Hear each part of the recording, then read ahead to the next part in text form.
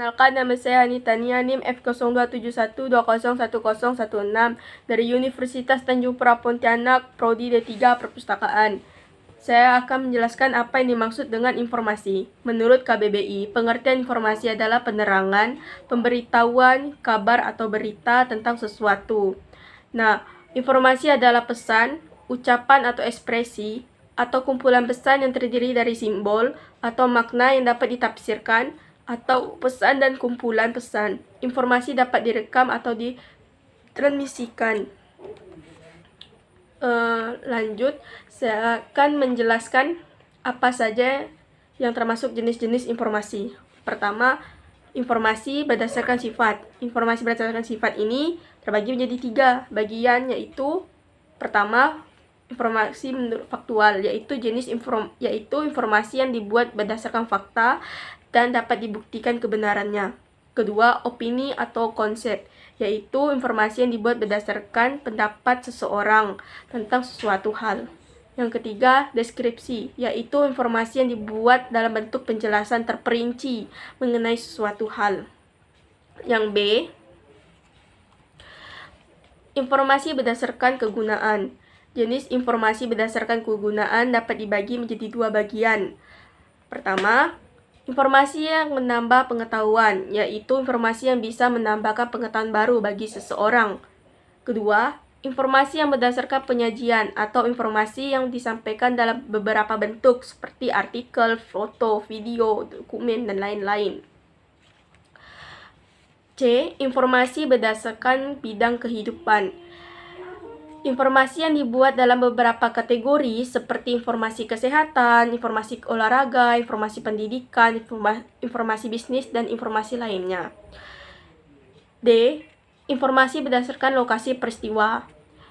Jenis informasi yang dibuat berdasarkan lokasi sesuatu peristiwa. Jenis informasi ini dapat dibagi menjadi 2, yaitu informasi dalam negeri dan informasi luar negeri.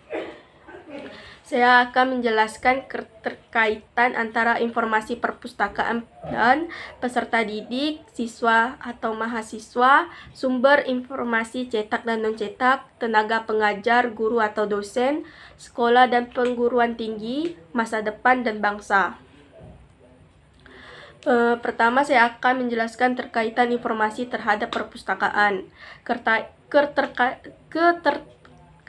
informasi dan perpustakaan yaitu seperti yang kita ketahui, perpustakaan adalah tempat di mana kita bisa menemukan sekumpulan informasi. Oleh karena itu, perpustakaan dan informasi sangat berkaitan untuk mengelola dan menyediakan informasi bagi pemustaka. Keterkaitan informasi terhadap peserta didik. Nah, keterkaitan informasi terhadap peserta didik ini dapat menerima informasi secara menyeluruh tentang dunia pendidikan yang dapat meningkatkan wawasan murid tentang informasi dan mempermudah dan mempercepat mencari referensi secara online. Keterkaitan informasi terhadap sumber informasi, cetak dan non-cetak. Nah, dalam hal ini, informasi yaitu cara kita di mana dalam memproses informasi. Salah satu contoh sumber informasi cetak yaitu buku, majalah, terbitan berseri. Sedangkan sumber informasi non-cetak yaitu rekaman, suara, video, dan foto, dan lain-lain. Keterkaitan informasi terhadap tenaga pengajar, yaitu tenaga pengajar harus memiliki kualitas atau keahlian dalam menyampaikan informasi, sehingga di dunia pendidikan, serta pendidik, siswa atau mahasiswa dapat menerima informasi yang relevan yang telah tenaga pengajar berikan. Selanjutnya, keterkaitan informasi terhadap sekolah dan perguruan tinggi.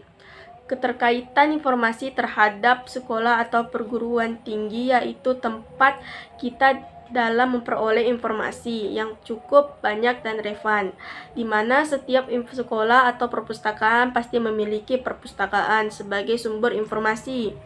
Tidak hanya itu, di sekolah dan perguruan tinggi kita juga memperoleh informasi melalui tenaga pengajar. Sekarang, keterkaitan informasi terhadap masa depan. Keterkaitan informasi terhadap masa depan semakin banyak kita menemukan dan semakin banyak informasi yang kita baca dari beberapa sumber dan menambah wawasan kita untuk menguasai informasi melalui dari sekarang sebagai bekal untuk menghadapi masa depan yang akan datang dengan zaman yang lebih maju. Sekarang yang terakhir, keterkaitan informasi terhadap bangsa. Keterkaitan informasi terhadap bangsa dengan adanya informasi dapat membawa perkembangan di dalam masyarakat untuk melihat perkembangan di dalam negeri dan di luar negeri dan perubahan-perubahan yang terjadi dalam aspek ekonomi, politik, serta budaya.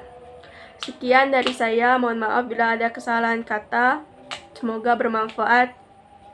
Terima kasih.